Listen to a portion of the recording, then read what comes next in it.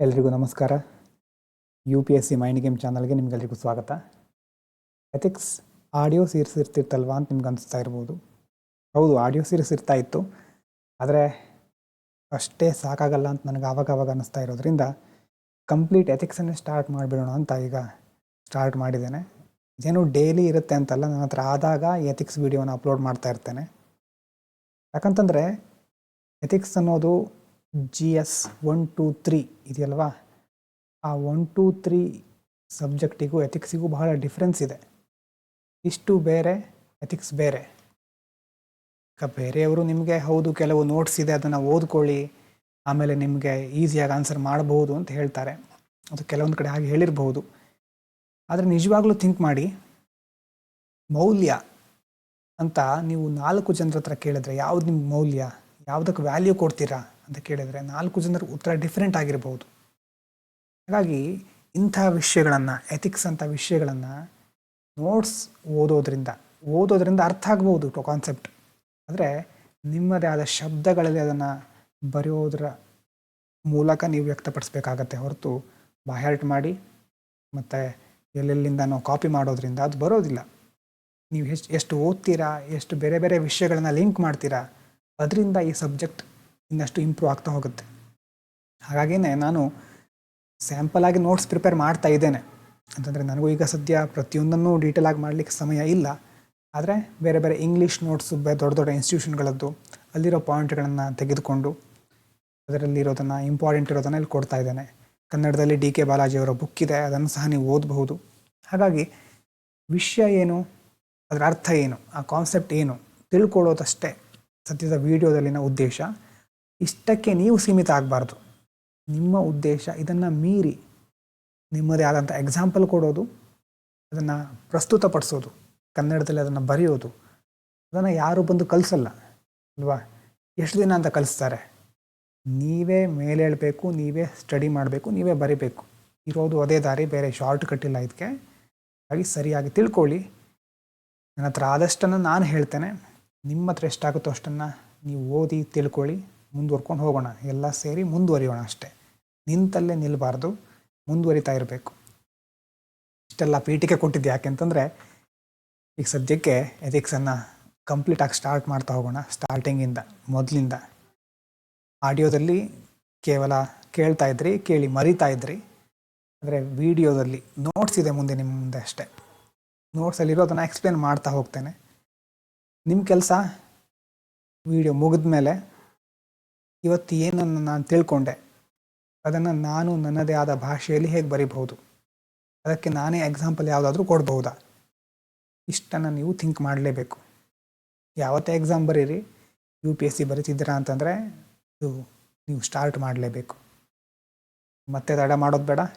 ಇಷ್ಟೆಲ್ಲ ಫಿಲಾಸಫಿ ಹೇಳೋದು ಯಾಕೆ ಅಂತ ಕೆಲವರಿಗೆ ಅನಿಸ್ತಾ ಇರ್ಬೋದು. ಹಾಗಾಗಿ ಮೌಲ್ಯ ಅಂದರೆ ಏನು, ನೇರವಾಗಿ ಬಂದುಬಿಡೋಣ. ಮೌಲ್ಯ ಅಂತಂದ್ರೆ ಏನು? ವ್ಯಾಲ್ಯೂ. What is value? ಯಾವುದಕ್ಕೆ ಮಹತ್ವ ಇದೆಯೋ ಅದು ವ್ಯಾಲ್ಯೂಯೇಬಲ್ ಅಂತ ಕರೆಸ್ಕೊಳ್ಳುತ್ತೆ ಅಲ್ವಾ. ಈಗ ನಿಮ್ಮ ಮನೆಯಲ್ಲಿ ನಿಮಗೆ ವ್ಯಾಲ್ಯೂ ಇರುತ್ತೆ. ಯಾಕೆ? ನಿಮ್ಮ ಮನೆಯಲ್ಲಿ ನಿಮ್ಮ ತಂದೆ ತಾಯಿಗೆ ನೀವು ಅಂದರೆ ಪ್ರೀತಿ, ಅಥವಾ ನಿಮ್ಮ ಸುತ್ತಮುತ್ತಲಿನವರು ನಿಮ್ಮನ್ನು ಅಷ್ಟು ಗೌರವಿಸ್ತಾ ಇರಬಹುದು. ನಿಮಗಲ್ಲಿ ಮಹತ್ವ ಇರೋದ್ರಿಂದ ನಿಮಗಲ್ಲಿ ವ್ಯಾಲ್ಯೂ ಇದೆ. ಇದು ಮನೆಯ ಒಂದು ದೃಷ್ಟಿಯಲ್ಲಿ. ನಾವು ಸಾಮಾಜಿಕವಾಗಿ ನೋಡಿದ್ರೆ ಸಮಾಜದಲ್ಲಿ ಯಾವುದಕ್ಕೆ ಮಹತ್ವ ಇದೆಯೋ ಅದಕ್ಕಷ್ಟು ಮೌಲ್ಯ ಇದೆ ಅಂತ ಹೇಳ್ಬೋದು. ಯಾವುದಕ್ಕೆ ಮೌಲ್ಯ ಇದೆಯೋ ಅದರ ಆಧಾರದ ಮೇಲೆ ನಾವು ಡಿಸೈಡ್ ಮಾಡ್ತೇವೆ. ನಮ್ಮ ಡಿಸಿಷನ್ನು ಮತ್ತು ಬಿಹೇವಿಯರು ಲಿಂಕ್ ಆಗಿರುತ್ತೆ. ಉದಾಹರಣೆಗೆ ನೀವು 10ನೇ ಕ್ಲಾಸಲ್ಲಿದ್ದೀರಿ ಅಂತ ಇಟ್ಕೊಳ್ಳಿ, 10th ಓದ್ತಾ ಇದ್ದೀರಿ. ಸಮಾಜದಲ್ಲಿ ಗುರುತಿಸ್ಕೊಳ್ಳೋದು ಯಾವಾಗ ಅಂತಂದರೆ 10th ಒಳ್ಳೆ ಮಾರ್ಕ್ಸ್ ಬಂದಾಗ. ಮೊದಲಿಂದ ಮನೆಯಲ್ಲಿ ಅದನ್ನು ತಲೆಯಲ್ಲಿ ತುಂಬಿರ್ತಾರೆ. 10ನೇ ತರಗತಿಯಲ್ಲಿ ಒಳ್ಳೆ ಮಾರ್ಕ್ಸ್ ತೆಗೆದುಕೊಳ್ಬೇಕು, ಎಲ್ಲ ಕಡೆ ಸ್ವೀಟ್ ಹಂಚಬೇಕು, ಹೀಗೆ ಬೇರೆ ಬೇರೆ ರೀತಿಯನ್ನು ಹೇಳಿರ್ಬೋದು ನಿಮಗೆ. ಸಮಾಜದಲ್ಲಿ ಇದಕ್ಕೆ ಮಹತ್ವ ಕೊಟ್ಟಿರೋದು ಯಾವುದಕ್ಕೆ? 10ನೇ ತರಗತಿಯ ಮಾರ್ಕ್ಸಿಗೆ. ಹಾಗಾಗಿ 10ನೇ ತರಗತಿಯ ಮಾರ್ಕ್ಸಿಗೆ ಸಂಬಂಧಪಟ್ಟ ಹಾಗೆ ನಮ್ಮ ಡಿಸಿಷನ್ನು, ಬಿಹೇವಿಯರು, ಕಂಡಕ್ಟು ಡಿಸೈಡ್ ಆಗುತ್ತೆ. 9ನೇ ತರಗತಿಯ ತನಕ ಹೇಗೆ ಬೇಕಾದರೂ ಪಾಸ್ ಆಗೋಣ, 10ನೇ ತರಗತಿಯಲ್ಲಿ ಅಥವಾ 10ನೇಯಲ್ಲಿ ಮಾತ್ರ ನಾವು ಚೆನ್ನಾಗಿ ಸ್ಕೋರ್ ಮಾಡಲೇಬೇಕು ಅನ್ನುವಂಥ ಒಂದು ಆಸೆ ಬರುತ್ತಲ್ವ. ಹಾಗಾಗಿ ಯಾವುದಕ್ಕೆ ಮಹತ್ವ ಕೊಡ್ತೇವೆ ಅಂತ ಅವಾಗ ಗೊತ್ತಾಗುತ್ತೆ. ಕೇಳೋದು ಯಾವುದಕ್ಕೆ ಎಷ್ಟು ಮೌಲ್ಯ ಇದೆಯೋ ಅದರ ರೀತಿಯಲ್ಲೇ ನಮ್ಮ ಡಿಸಿಷನ್ನು, ಕಂಡಕ್ಟ್ ಇರುತ್ತೆ ಅಂತ. ಮೌಲ್ಯ ಅಂತಂದರೆ ಇಲ್ಲಿ ಹೀಗೆ, ಆದರೆ ಎಕಾನಮಿ ನೋಡಿರ್ಬೋದು ನೀವು, ಮತ್ತು ನೀತಿಶಾಸ್ತ್ರ ಅಂತ ನಾವು ನೋಡ್ತೀವಲ್ವ, ಮತ್ತು ಸೌಂದರ್ಯಶಾಸ್ತ್ರ, ಬೇರೆ ಬೇರೆ ಸಬ್ಜೆಕ್ಟ್ನಲ್ಲಿ ಮೌಲ್ಯ ಅನ್ನೋದಕ್ಕೆ ಬೇರೆ ಬೇರೆ ಅರ್ಥ ಇದೆ. ಉದಾಹರಣೆಗೆ ನೋಡಿ, ಎಕಾನಮಿಯಲ್ಲಿ ಮೌಲ್ಯ ಅಂತಂದ್ರೆ ಏನು? ವ್ಯಾಲ್ಯೂ ಅಂತಂದರೆ ಒಂದು ವಸ್ತುವಿನ ವ್ಯಾಲ್ಯೂ ಡಿಪೆಂಡ್ ಆಗೋದು ಯಾವುದರ ಆಧಾರದ ಮೇಲೆ? ಅದಕ್ಕೆ ಎಷ್ಟು ಡಿಮ್ಯಾಂಡ್ ಇದೆ, ಬೇಡಿಕೆ ಎಷ್ಟಿದೆ, ಮತ್ತು ಆ ವಸ್ತು ಸುಲಭವಾಗಿ ಸಿಗುತ್ತಾ ಇಲ್ವಾ. ಸ್ಕ್ಯಾರ್ಸಿಟಿ ಅಂತ ಕರಿತೇವಲ್ವ, ಎಕಾನಮಿ ಓದೋರಿಗೆ ಗೊತ್ತಿರುತ್ತೆ. ಸ್ಕ್ಯಾರ್ಸಿಟಿ, ವಿರಳತೆ, ತುಂಬ ಕಡಿಮೆ ಸಿಗುತ್ತೆ ಅಂತಂದರೆ ಅದಕ್ಕೆ ಜಾಸ್ತಿ ವ್ಯಾಲ್ಯೂ ಇರುತ್ತೆ. ಅದಕ್ಕೆ ಹೇಳ್ತಾರೆ do not available B valuable ಅಂತ. ಎಲ್ರಿಗೂ ಸಿಗ್ತಾ ಇರಬೇಡಿ, ನಿಮ್ಮ ಮೌಲ್ಯವನ್ನು ನೀವೇ ನಿರ್ಧರಿಸ್ಕೊಳ್ಳಿ ಅಂತ. ಉದಾಹರಣೆಗೆ ಚಿನ್ನವನ್ನು ನೋಡಿ, ಚಿನ್ನ ಸಿಗೋದು ಬಹಳ ಕಷ್ಟ, ಹಾಗಾಗಿನೇ ಬೆಲೆ ಜಾಸ್ತಿ ಇರುತ್ತೆ, ಬೇಡಿಕೆನೂ ಜಾಸ್ತಿ ಇರುತ್ತೆ. ಅಲ್ಲಿ ಒಂದು ಟೇಬಲ್ ಕೊಟ್ಟಿದ್ದೀನಲ್ವಾ, ಯಾವ ಫೀಲ್ಡಲ್ಲಿ ಮತ್ತು ಅದರಲ್ಲಿ ಏನಿರುತ್ತೆ ವ್ಯಾಲ್ಯೂ ಅಂತಂದರೆ, ಒಂದು ಉದಾಹರಣೆ ಜನರಲ್ ಎಕ್ಸಾಂಪಲ್ಲು, ಇನ್ನೊಂದು UPSCಗೆ ಸಂಬಂಧಪಟ್ಟಂಥ ಒಂದು ಎಕ್ಸಾಂಪಲ್ಲು. ಇಷ್ಟನ್ನು ಈ ಒಂದು ಟೇಬಲ್ ಮೂಲಕ ಕೊಟ್ಟಿರ್ತೇನೆ. ಈಗ ಅರ್ಥಶಾಸ್ತ್ರದಲ್ಲಿ ವ್ಯಾಲ್ಯೂ ಅಂತಂದರೆ ಡಿಪೆಂಡ್ ಆಗಿರೋದು ಡಿಮ್ಯಾಂಡ್ ಮತ್ತು ಸ್ಕ್ಯಾರ್ಸಿಟಿ ಮೇಲೆ. ಉದಾಹರಣೆಗೆ ಚಿನ್ನ. UPSCಗೆ ಸಂಬಂಧಪಟ್ಟ ಹಾಗೆ ನಾವು ವ್ಯಾಲ್ಯೂ, ಉದಾಹರಣೆಗೆ ಭೂ ಸುಧಾರಣಾ ದಾಖಲೆಗಳಿರುತ್ತೆ, ಲ್ಯಾಂಡ್ ರಿಫಾರ್ಮ್ ಡಾಕ್ಯುಮೆಂಟ್ಸ್ ಅಲ್ವಾ, ಅದನ್ನು ಡಿಜಿಟಲೈಸೇಷನ್ ಮಾಡ್ತಾರೆ. ಯಾಕೆ ಡಿಜಿಟಲೈಸೇಷನ್ ಮಾಡ್ತಾರೆ? ಮೊದಲೆಲ್ಲ ಕಾಗದ ಪತ್ರಗಳಿರ್ತಾ ಇತ್ತು, ಫೋರ್ಜ್ ಆಗ್ತಾ ಇತ್ತು, ಅದರಲ್ಲಿ ಬೇರೆ ಬೇರೆ ಅಕ್ರಮಗಳನ್ನು ನಡೆಸ್ತಾ ಇದ್ರು. ಡಿಜಿಟಲೈಸೇಷನ್ ಮಾಡಿದ್ಮೇಲೆ ಟ್ರಾನ್ಸ್ಪರೆನ್ಸಿ ಜಾಸ್ತಿ ಆಗುತ್ತೆ ಅಲ್ವಾ. ಹಾಗಾಗಿ ಆ ದಾಖಲೆಗಳ ಪ್ರಾಮಾಣಿಕ ಮೌಲ್ಯ, ಅಥೆಂಟಿಕ್ ವ್ಯಾಲ್ಯೂ ಹೆಚ್ಚಾಗ್ತಾ ಹೋಗುತ್ತೆ. ಅದು UPSCಗೆ ಸಂಬಂಧಪಟ್ಟ ಹಾಗೆ ನಾವು ಲಿಂಕ್ ಮಾಡ್ತಾ ಹೋಗ್ಬೋದು ಅಷ್ಟೇ. ಅದಕ್ಕೆ ಇದೇ ಎಕ್ಸಾಂಪಲ್ ಬರೀಬೇಕು, ಹೀಗೆ ಇರಬೇಕು ಅಂತಲ್ಲ, ನೀವೇ ಥಿಂಕ್ ಮಾಡಿ. ನಿಮಗೆ ಆ ಒಂದು ಫ್ರೀಡಮ್ ಕೊಡ್ತಾ ಇದ್ದ ಹಾಗೆ. ನಿಮ್ಮ ಫ್ರೀಡಮ್ ಹೇಗಿದೆ ಅಂತಂದರೆ ನೀವೇ ಥಿಂಕ್ ಮಾಡಿ ನೀವೇ ಬರೀಬಹುದು. ಒಂದೇ ದಿನಕ್ಕೆ ಬರುತ್ತೆ ಅಂತಲ್ಲ, ಪ್ರತಿದಿನ ಪೇಪರ್ಗಳನ್ನು, ನ್ಯೂಸ್ ಪೇಪರನ್ನು, ಪ್ರಜಾವಾಣಿ, ಹಿಂದೂವನ್ನು ಓದ್ತಾ ಇದ್ದರೆ ಸಿಕ್ಕೇ ಸಿಗುತ್ತೆ ಎಕ್ಸಾಂಪಲ್ಲು. ಆದರೆ ಈ ದೃಷ್ಟಿಯಲ್ಲಿ ನೋಡೋದನ್ನು ಕಲ್ತ್ಕೊಳ್ಳಿ. ಎಥಿಕ್ಸ್ನಲ್ಲಿ ಮೌಲ್ಯ ಅಂತಂದರೆ ನೈತಿಕವಾಗಿ ಸರಿಯಾದದ್ದು ಯಾವುದು, ರೈಟ್ ಅಂದರೆ ಯಾವುದು, ಅದು ಮೌಲ್ಯ. ಇಂಪ್ರಾಪರ್ ಆಗಿದ್ದು ಮೌಲ್ಯಹೀನ ಅಲ್ವಾ. ಸರಿಯಾದ ಕೆಲಸ ಅಂತ ಸಮಾಜದಲ್ಲಿ ಯಾವುದನ್ನು ನಾವು ಕರಿತೀವೋ ಅದನ್ನು ಮಾಡಿದ್ರೆ ಆವಾಗ ಅದಕ್ಕೆ ವ್ಯಾಲ್ಯೂ ಇರುತ್ತೆ. ಅದನ್ನು ಬಿಟ್ಟು ಇಂಪ್ರಾಪರ್ ಬಿಹೇವಿಯರ್ ಇದ್ದರೆ ಅದನ್ನು ನಾವು ಸರಿ ಅಂತ ಪರಿಗಣಿಸೋದಿಲ್ಲ. ಕಳ್ಳತನ ಮಾಡೋದು ಮೌಲ್ಯಹೀನ ಅಲ್ವಾ. ಕಳ್ಳತನ ಮಾಡೋದು ತಪ್ಪು, ಗೊತ್ತಿದೆ ನಮಗೆ, ಅದಕ್ಕೆ ಯಾವುದೇ ಮೌಲ್ಯ ಇಲ್ಲ. ಇನ್ನು ಪಬ್ಲಿಕ್ ಸರ್ವಿಸಲ್ಲಿ, ಸಾರ್ವಜನಿಕ ಸೇವೆಯಲ್ಲಿ ಸೆಲ್ಫ್ಲೆಸ್ನೆಸ್ ಅನ್ನುವಂಥ ಮೌಲ್ಯ ಅಲ್ವಾ.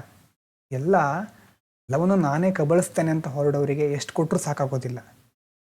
ಆದರೆ ನಿಮ್ಮ ಹತ್ರ ಸೆಲ್ಫ್ಲೆಸ್ನೆಸ್ ಇದ್ದರೆ, ನಿಸ್ವಾರ್ಥತೆ ಇದ್ದರೆ, ಲಂಚ ಅನ್ನುವಂಥ ಒಂದು ಪಿಡುಗನ್ನು ನಿವಾರಿಸಲಿಕ್ಕೆ ನೀವೇ ಮೊದಲೇ ಹೆಜ್ಜೆ ಇಡ್ಬೋದು. ಮೌಲ್ಯಹೀನ ನಡವಳಿಕೆನ ತಿರಸ್ಕರಿಸಲಿಕ್ಕೆ ಈ ನಿಸ್ವಾರ್ಥತೆ ಅನ್ನುವಂಥ ಒಂದು ವ್ಯಾಲ್ಯೂ ನಿಮ್ಗೆ ಹೆಲ್ಪ್ ಮಾಡುತ್ತೆ. ನಾನು ಯಾಕೆ ಇಲ್ಲಿ ಬ್ರ್ಯಾಕೆಟ್ನಲ್ಲಿ ಇಂಗ್ಲೀಷ್ ವರ್ಡನ್ನು ಕೊಡ್ತಾ ಇದ್ದೇನೆ ಅಂತಂದರೆ, ಎಕ್ಸಾಮ್ ಕ್ವಶನ್ ಇರೋದು ಇಂಗ್ಲೀಷ್ನಲ್ಲೇ. ಎಷ್ಟೋ ಜನ ಕನ್ನಡ ವಿದ್ಯಾರ್ಥಿಗಳು ಬರೀ ಕನ್ನಡ ಓದ್ತಾನೆ ಇರ್ತಾರೆ. ಆದರೆ ಕ್ವಶನ್ ಅರ್ಥ ಆಗಬೇಕಲ್ವಾ ಎಕ್ಸಾಮ್ನಲ್ಲಿ, ಅದಕ್ಕೆ ಇಂಗ್ಲೀಷ್ ವರ್ಡ್ಗಳನ್ನು ಓದಿರಲೇಬೇಕು. ಹೌದು, ನಾರ್ಮಲಾಗಿ ಅರ್ಥ ಆಗುತ್ತೆ ನಿಮಗೆ, ನಾರ್ಮಲ್ ಇಂಗ್ಲೀಷ್ ಅರ್ಥ ಆಗ್ಬೋದು. ಆದರೆ ಎಥಿಕ್ಸಿನ ಕೇಸ್ ಸ್ಟಡಿಗಳ ಗಾತ್ರವನ್ನು ನೋಡಿದ್ದೀರಾ ಯಾವತ್ತಾದರೂ? ಎಷ್ಟು ದೊಡ್ಡದಾಗಿರುತ್ತೆ. ಎಕ್ಸಾಮ್ ಟೆನ್ಷನ್ನಲ್ಲಿ, ಆ ಟೈಮ್ನಲ್ಲಿ ಅದನ್ನು ಅರ್ಥ ಮಾಡ್ಕೋಬೇಕು. ಹಾಗಾಗಿ ಈಗಲೇ ಹೇಳ್ತಾ ಇದ್ದೇನೆ, ಕನ್ನಡದ ಜೊತೆ ಇಂಗ್ಲೀಷ್ ಶಬ್ದಗಳು ಗೊತ್ತಿರಲಿ. ಗೊತ್ತಿದ್ದರೆ ಮಾತ್ರ ಬೇಗ ಅರ್ಥ ಆಗೋದು. ಬೇಗ ಬಹಳಷ್ಟು ವರ್ಷಗಳು ಆವಾಗ ಬೇಕಾಗೋದಿಲ್ಲ, ಬೇಗ ಕ್ಲಿಯರ್ ಮಾಡ್ಕೊಳ್ತಾ ಹೋಗ್ಬೋದು. ಪ್ರಯತ್ನ ಇಲ್ಲದೆ ಯಾವುದು ಆಗೋದಿಲ್ಲ. ನೀತಿಶಾಸ್ತ್ರದಲ್ಲಿ ಮೌಲ್ಯ ಅಂತಂದರೆ ಸರಿಯಾದದ್ದಿದೆ, ಅದು ಮೌಲ್ಯಯುತವಾಗಿದ್ದು ಅಂತ. ಇನ್ನು ಸೌಂದರ್ಯಶಾಸ್ತ್ರದಲ್ಲಿ ಎಸ್ಥೆಟಿಕ್ಸ್ ಅಂತ ಕರಿತೀವಲ್ವ, ಯಾವುದು ಸುಂದರ, ಆಕರ್ಷಕ ಅಥವಾ ಉತ್ತಮ ಗುಣಮಟ್ಟದ್ದಿರುತ್ತೋ ಅದಕ್ಕೆ ಮೌಲ್ಯಯುತವಾದದ್ದು ಅಂತ ಕರಿತೇವೆ. ಒಂದು ಒಳ್ಳೆಯ ಚಿತ್ರಕಲೆ ಇರಬಹುದು, ಒಳ್ಳೆಯ ಪ್ರಕೃತಿ, ಸುಂದರವಾದಂಥ ಪ್ರಕೃತಿ. ಇದನ್ನೇ ನಾವು ಈ ಕಡೆ UPSC ನೋಡಿದರೆ ಪರಿಸರ ಸಂರಕ್ಷಣೆ ಅಲ್ವಾ. ನಿಸರ್ಗದ ಸೌಂದರ್ಯ ಯಾವ ರೀತಿ ಇದೆ, ಬಯೋಡೈವರ್ಸಿಟಿ, ಜೀವ ವೈವಿಧ್ಯತೆ ಮತ್ತು ಇಕೋಸಿಸ್ಟಮ್, ಅದರ ಮಹತ್ವ ಎಷ್ಟಿದೆ ಅಂತ ತಿಳ್ಕೊಂಡು ಅದನ್ನು ಉಳಿಸ್ಕೊಳ್ಳಿಕ್ಕೆ ಪ್ರಾಮುಖ್ಯತೆ ನೀಡಬೇಕು. ಹಾಗಾಗಿ ಸೌಂದರ್ಯ ಇರಬಹುದು, ಅರ್ಥಶಾಸ್ತ್ರ ಇರಬಹುದು, ನೀತಿಶಾಸ್ತ್ರ ಇರಬಹುದು, ಈ ಎಲ್ಲ ವಿಭಾಗಗಳಲ್ಲೂ ಮೌಲ್ಯ ಅನ್ನೋದರ ವ್ಯಾಖ್ಯಾನ ಬೇರೆ ಬೇರೆ ಆಗಿದೆ. ಹಾಗೆ ನಾವು ಮುಖ್ಯವಾಗಿ ಅದಕ್ಕೆ ಜನರಲ್ ಆಗಿ ಮೌಲ್ಯ ಅಂತಂದರೆ ಏನು, ಯಾವುದಕ್ಕೆ ಮಹತ್ವ ಇದೆಯೋ ಅದು ಮೌಲ್ಯಯುತವಾಗಿದೆ ಅಂತ ಅದರ ಅರ್ಥ. ಮೌಲ್ಯದಿಂದ ನಮ್ಮ ಡಿಸಿಷನ್ನು ಮತ್ತು ಕಂಡಕ್ಟ್, ನಿರ್ಧಾರ ಮತ್ತು ನಡವಳಿಕೆಗಳು ಬದಲಾಗ್ತಾ ಇರಬಹುದು. ಅದಕ್ಕೆ ಸಂಬಂಧಪಟ್ಟ ಹಾಗೆ ನಾವು ಸಹ ಬೇರೆ ಬೇರೆ ರೀತಿಯಾದಂತಹ ಪ್ರಕ್ರಿಯೆಗಳನ್ನು ನಡೆಸ್ಕೊಂಡು ಹೋಗ್ಬೋದು. ಇದಾದಮೇಲೆ ಮೌಲ್ಯಗಳ ಅರ್ಥ ಏನು ಮತ್ತು ನೈತಿಕ ಆದರ್ಶ ಅಂತ ಒಂದೆರಡು ಟರ್ಮ್ ಇದೆ. ನೈತಿಕ ಆದರ್ಶ ಅಂತಂದರೆ ಮಾರಲ್ ಐಡಿಯಲ್ಸ್ ಅಂತ ಕರಿತೇವೆ. ಒಬ್ಬ ವ್ಯಕ್ತಿ ಚಿಕ್ಕ ಮಗು ಅಲ್ವಾ, ಒಂದು ಮಗುವಾಗಿದ್ದಾಗ, ಜನಿಸಿದಾಗ ಮಗುವಾಗಿರ್ತಾನೆ. ಆದರೆ ಸಮಾಜದ ಪರಿಪೂರ್ಣ ವ್ಯಕ್ತಿ ಆಗಬೇಕು ಅಂತ ಹೊರಟ್ರೆ ಅದಕ್ಕೆ ಯಾವುದಾದ್ರೂ ಡೆಫಿನೇಷನ್ ಇದೆಯಾ? ನಿಮಗೆ ಜಯಂತ್ ಕಾಯ್ಕಿಣಿಯವರು ಹೇಳಿದ್ದಂತಹ ಒಂದು ಕೋಟ್ ಗೊತ್ತಿದೆಯೋ ಗೊತ್ತಿಲ್ಲ. ಎಷ್ಟೋ ಜನ ಮದುವೆ ಆಗುವ ಸಂದರ್ಭದಲ್ಲಿ ಪರಿಪೂರ್ಣ ಹುಡುಗನಿಗಾಗಿ ಕಾಯ್ತಾ ಇರ್ತಾರಂತೆ ಹುಡುಗಿಯರು. ಅದೇ ಈ ಹುಡುಗರು ಪರಿಪೂರ್ಣ ಹುಡುಗಿಯರಿಗಾಗಿ ಕಾಯ್ತಾ ಇರ್ತಾರಂತೆ. ಆದರೆ ಎರಡೂ ಅಸ್ತಿತ್ವದಲ್ಲಿ ಇರೋದಿಲ್ವಂತೆ. ಅರ್ಥ ಆಗ್ತಾ ಇದೆಯಾ? ಪರಿಪೂರ್ಣವಾಗಿದ್ದು ಪ್ರಕೃತಿಯಲ್ಲಿ ಇರೋದಿಲ್ಲ. ಇಂಪರ್ಫೆಕ್ಷನ್ ಇಸ್ ಬ್ಯೂಟಿಫುಲ್ ಅಂತ ಕರೀತಾರೆ. ಅಪರಿಪೂರ್ಣವೇ ಜಗತ್ತಿನ ಸೌಂದರ್ಯದಲ್ಲಿ ಇರುವಂಥ ಒಂದು ಮಹತ್ವವಾದಂಥ ಅಂಶ. ಹಾಗೆ ಆ ಇಂಪರ್ಫೆಕ್ಷನ್ನ ಆಕ್ಸೆಪ್ಟ್ ಮಾಡ್ಕೊಳ್ಬೇಕು.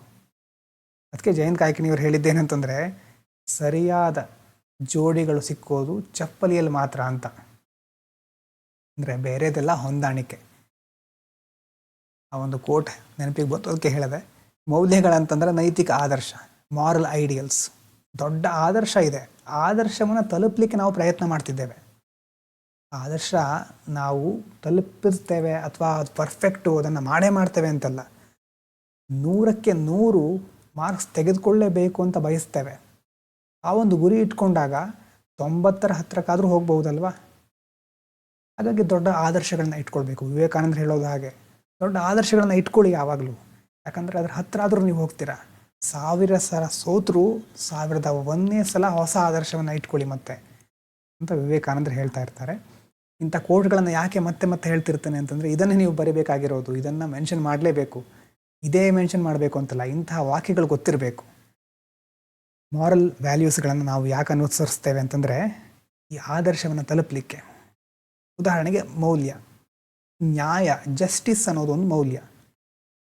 ಈ ಜಸ್ಟಿಸನ್ನು ನಾವು ಸಾಧಿಸಲಿಕ್ಕೆ ಏನು ಮಾಡಬೇಕು? ಎಲ್ರಿಗೂ ನ್ಯಾಯ ಸಿಗಬೇಕು ಅಂತಂದರೆ ಒಂದು ವಿಧಾನ ಏನು? ನಿರ್ಧಾರ ಕೈಗೊಳ್ಳಬೇಕಾದ್ರೆ ಪೂರ್ವಾಗ್ರಹ ಇರಬಾರ್ದು. ಪೂರ್ವಾಗ್ರಹ ಇಲ್ಲದೆ ನಿರ್ಧಾರ ಕೈಗೊಂಡಾಗ ಅದರಿಂದ ನ್ಯಾಯ ಸಿಗಬಹುದು. ಉದಾಹರಣೆಗೆ ಒಂದು ಹೈಕೋರ್ಟಲ್ಲಿ ಜಡ್ಜ್ ಇರ್ತಾರೆ ಒಬ್ಬರು. ಯಾವುದೋ ಒಂದು ಕೇಸ್ ಬಂದಿರುತ್ತೆ. ಈ ಜಡ್ಜ್ ಯಾವುದೋ ಪಂಗಡಕ್ಕೆ ಸೇರಿರ್ತಾರೆ. ಅಲ್ಲಿರುವಂಥ ಆರೋಪಿ ಇನ್ಯಾವುದೋ ಒಂದು ವರ್ಗಕ್ಕೆ ಸೇರಿರ್ತಾರೆ. ಜಡ್ಜಿಗೆ ಪೂರ್ವಾಗ್ರಹ ಇದ್ದರೆ, ಇವನು ನನ್ನ ಜಾತಿಗೆ ಸೇರಿದವನು ಅಲ್ಲ ಅಂತ ಇದ್ದರೆ, ಪೂರ್ವಾಗ್ರಹ ಇದ್ದರೆ ಅಲ್ಲಿ ಜಸ್ಟಿಸ್ ಇರೋದಿಲ್ಲ. ಹಾಗಾಗಿ ನ್ಯಾಯ ಅನ್ನುವಂಥ ಮೌಲ್ಯ ನಾವು ಸಾಧಿಸಬೇಕಾದ್ರೆ ಇಲ್ಲಿ ಪೂರ್ವಾಗ್ರಹ ಇಟ್ಕೊಳ್ಬಾರ್ದು. ನ್ಯಾಯ ಅನ್ನೋದು ಒಂದು ವ್ಯಾಲ್ಯೂ, ದೊಡ್ಡ ವ್ಯಾಲ್ಯೂ. ಅದನ್ನು ಸಾಧಿಸಲಿಕ್ಕೆ ಇರುವಂಥ ದಾರಿ, ನಿರ್ಧಾರ ಕೈಗೊಳ್ಳಬೇಕಾದ್ರೆ ಪೂರ್ವಾಗ್ರಹವನ್ನು ತ್ಯಜಿಸೋದು. ಇದೊಂದೇ ದಾರಿ ಅಂತಲ್ಲ. ಉದಾಹರಣೆ, ಬೇರೆ ಬೇರೆ ಮೌಲ್ಯಗಳ ಬಗ್ಗೆ ಉದಾಹರಣೆಗಳು ನೋಡ್ತಾ ಇದ್ದರೆ, ಮೌಲ್ಯಗಳು ಎಲ್ಲೆಲ್ಲಿರುತ್ತೆ? ವೈಯಕ್ತಿಕ ಮೌಲ್ಯ ಇರಬಹುದು, ಸಾಮಾಜಿಕ ಮೌಲ್ಯ, ಆಡಳಿತಾತ್ಮಕ ಮೌಲ್ಯ. ಈ ಥಿಯರಿ ಬಗ್ಗೆ ಕೆಲವರಿಗೆ ಬೋರ್ ಆಗ್ತಾ ಇರಬಹುದು, ಇದೆಲ್ಲ ಏನು, ಇಲ್ಲಾದರೂ ಉಪಯೋಗ ಆಗುತ್ತಾ ಅಂತ. ಆದರೆ ಈ ಟರ್ಮ್ಗಳು ಬಹಳ ಇಂಪಾರ್ಟೆಂಟು, ಅದನ್ನು ನೆನ್ಪಿಟ್ಕೊಳ್ಬೇಕಾಗತ್ತೆ. ವೈಯಕ್ತಿಕ ಮೌಲ್ಯ ಅಂತಂದರೆ ನಮ್ಮ ಲೆವೆಲಲ್ಲಿ ನಾವೆಲ್ಲಿರ್ತೀವೋ, ಒಬ್ಬರೇ ಇದ್ದಾಗ ಅಥವಾ ನಾವು ಒಂದು ಗುಂಪಿನಲ್ಲಿದ್ದಾಗ ನಮ್ಮ ವೈಯಕ್ತಿಕವಾಗಿ ನಾವೇನು ಫಾಲೋ ಮಾಡ್ತಾ ಇರ್ತೀವಲ್ವ, ಅದು ವೈಯಕ್ತಿಕ ಮೌಲ್ಯ, ಇಂಡಿವಿಜುವಲ್ ವ್ಯಾಲ್ಯೂಸ್. ಪ್ರಾಮಾಣಿಕತೆ, ನಾವು ಆನೆಸ್ಟ್ ಆಗಿರ್ತೀವ ಇಲ್ವಾ ನಮ್ಗೆ ಗೊತ್ತಿದೆ. ಸಮಯ ಪಾಲನೆ ಎಷ್ಟು ಮಾಡ್ತೇವೆ, ನಮ್ಮ ಡಿಸಿಪ್ಲಿನ್ ಯಾವ ಥರ ಇದೆ, ಇದೆಲ್ಲ ವೈಯಕ್ತಿಕ ಮೌಲ್ಯಗಳು. ಸಾಮಾಜಿಕ ಮೌಲ್ಯ ಅಂತಂದರೆ ಸಮಾಜದಲ್ಲಿ ಬೇರೆಯವ್ರನ್ನ ಎಷ್ಟು ನಾವು ಸಹಿಸ್ಕೊಳ್ತೇವೆ ಅಥವಾ ಎಷ್ಟು ನಾವು ಒಪ್ಕೊಳ್ತೇವೆ, ಸಹಾನುಭೂತಿ ಎಷ್ಟಿದೆ, ನಮಗೆ ಸೇವೆ ಮಾಡುವಂಥ ಮನೋಭಾವ ಎಷ್ಟಿದೆ, ಸಾಮಾಜಿಕ ಮೌಲ್ಯ. ಇನ್ನು ಅಡ್ಮಿನಿಸ್ಟ್ರೇಟಿವ್ ವ್ಯಾಲ್ಯೂಸ್ ಅಂತಂದರೆ ವಸ್ತುನಿಷ್ಠತೆ, ಆಬ್ಜೆಕ್ಟಿವಿಟಿ ಅಂತಂದರೆ ಮೇಲೆ ಹೇಳಿದ ಹಾಗೆ ಯಾವುದೇ ಪೂರ್ವಾಗ್ರಹ ಇಲ್ಲದೆ ಇರೋದು. ಅದನ್ನು ನಮ್ಮ ಒಂದು ಕನ್ನಡಕವನ್ನು ತೆಗೆದು ಸಿ.ಡಿ. ಕೃಷ್ಣ ಭಟ್ರು ಅವರು ಅಂತ ಅನ್ಸುತ್ತೆ, ಅವರೇ ಒಂದು ಕಾವ್ಯದಲ್ಲಿ ಹೇಳ್ತಾರೆ, ಪರರ ಕಣ್ಣ ಕನ್ನಡಕದಲ್ಲಿ ಜಗದಿರುವ ನೋಡುವುದ ತೊರೆ. ಇನ್ನೊಂದು ಸಾರಿ ಹೇಳ್ತೇನೆ, ಪರರ ಕಣ್ಣ ಕನ್ನಡಕದಲ್ಲಿ, ಬೇರೆಯವರ ಕಣ್ಣ ಕನ್ನಡಕದಲ್ಲಿ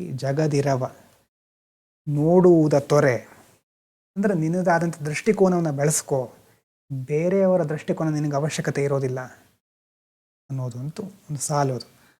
ಹೀಗೀಗ ಬೇರೆ ಯಾವುದ್ಯಾವುದು ನೆನಪಾಗ್ತಾ ಇರುತ್ತೆ, ಮಿಡ್ಲ್ ಹೇಳ್ತಾ ಇರ್ತೇನೆ. ಕೆಲವರಿಗೆ ಕಿರಿಕಿರಿ ಆದರೆ ದಯವಿಟ್ಟು ಕ್ಷಮಿಸಿ.